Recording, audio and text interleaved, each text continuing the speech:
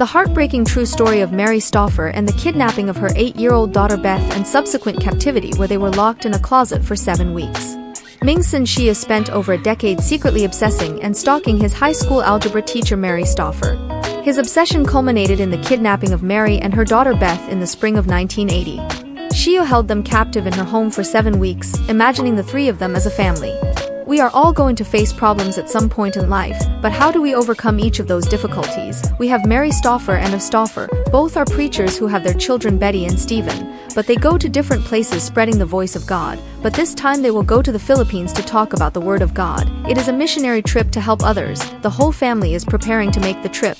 But in that a guy attacks them and they are forced and taken from the place where they are. Mary answers that she does not know him and does not know why he does that, but the kidnapper puts them in the trunk of the car. But in that Jason saw what was happening and was also put in the trunk. Mary tried to calm them down, telling them that they were not alone, that God was going to take care of them, but Jason is taken out of the trunk, taking only the two of them. Although the police are already looking for Jason, Ming-Sin changes cars and takes them to a remote house, putting both of them in a closet. Mary repeats to Betty that everything Mary is fine and they are together, not to worry, that everything will be fine.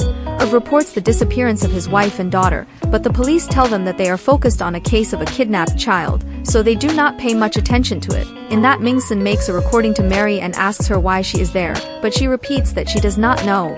Then Ming tells him that he met her 15 years ago in 9th grade classes. She was his teacher and gave him a very low grade for which he was denied a scholarship. Mary, astonished, tells him that all that is for a grade. Besides, she helped everyone except him. But why kidnap her for a grade? It does not make much sense. While the mind of each psychopath is indecipherable, Mary repeats to Betty that they must pray and be strong.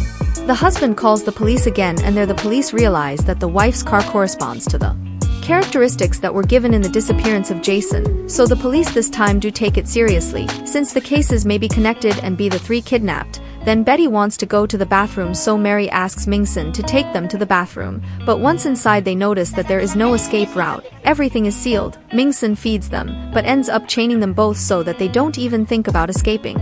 Ming had been watching Mary for years planning all of this, but Mary tells him to leave Betty alone and not to mess with her, since the one he loves is her. Then Mary tells him that she already knows that he is in love with her, and that who one loves is not hurt. Mary tells Betty that God will always take care of them and that there are people looking for them, so God will show them the way, and they began to pass through the news the disappearance of Mary, Betty, and little Jason. So Ming-Sin asks Mary to write a letter to her husband, telling him that she is fine, but that she had doubts about the trip to the Philippines, so she decided to leave home.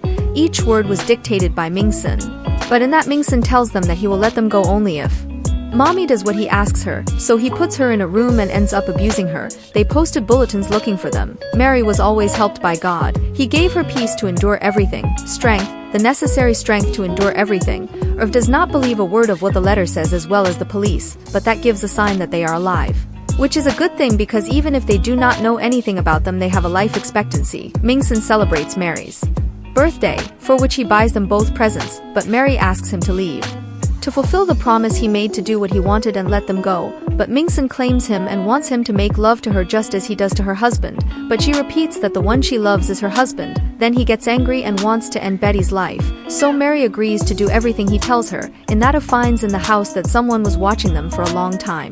Ming-Sin saw everything in that house and how Mary behaved with her husband. Mary did not feel the presence of God being locked up, but faith is put to the test and hope is the last thing to be lost. Ming-Sin tells Mary that he had a very difficult life. Everyone discriminated against him and made fun of him. Also, his father died and he had to provide for the family, and the only reason he is still alive is Mary. The police continue investigating and doing everything possible while Ming-Sin gives Mary a Bible. Jesus says that in the world we will have problems, but they are overcome by having faith. We never give up even if our body is dying as long as we have faith. Then a cousin of Ming-Sin entered the house, but Mary did not make any noise, thinking it was Ming, but she realized that it was someone else, so Mary screamed a lot, but with the music at excessive volume no one heard her. The reason for Mary's strength was Betty. In that, Ming-Sin tells them that he is going to take them on a trip to Chicago for work reasons. Ming-Sin is willing to sell his company and intends to take the two of them when they move, but in that, Ming-Sin's cousin enters and ends up kicking him out immediately. So I will not bother them again. They have been kidnapped and locked up for 38 days. In that, he takes the girls out to take them in a caravan to Chicago. He repeats to Mary over and over Again, that if she does something stupid, he will end Betty's life, which is the reason why Mary has managed to survive and endure everything she is living. In addition, Ming-sin is willing to die in order not to give Mary up. And if she tries to escape, they are tied to a chain that if they pull it hard, the caravan will explode. In that, there are some boys near the caravan, so Mary asks them for help and tells them that they were kidnapped. But the boys take everything as a joke, so they do not help them or pay attention to them. So again, they are the hopes of life vanished. In addition, Betty is so scared that she doesn't want to contradict Ming-sin at any time, and she gets distressed when the mother does something to break the rules. That is because of the fear that Ming-sin has instilled in them. They have been captured for 45 days now, and Irv, the husband, suffers every day without knowing about them. Ming-sin tells them that his cousin has already left so he can take them out of the closet. In that, Ming-sin allows him to make a call to Betty to greet his father, giving him congratulations on Father's Day.